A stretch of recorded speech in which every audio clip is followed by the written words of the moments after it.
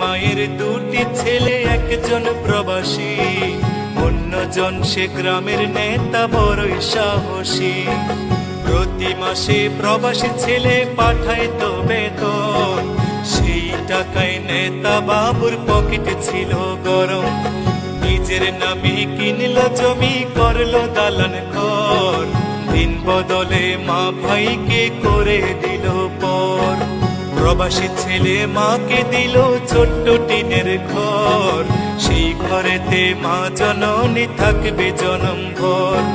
প্রবাসী ছেলে মাকে দিল ছোট্ট টিনের ঘর, সেই ঘরে মা জননী থাকবে জনম ভর। মা জননী খোদার কাছে বলে দুহাত তুলে, বুকের মানিক প্রবাসীতে রেখো আল্লাহ সুখে।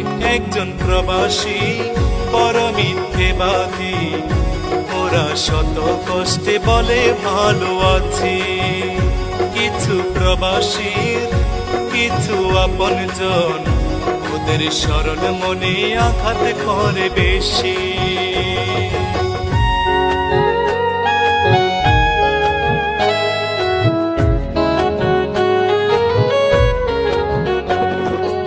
অনেক ফল দেখতে ভালো, খেতে নয় মিষ্ট, প্রবাসী জীবন যে করেছে সে বুঝে তার কষ্ট।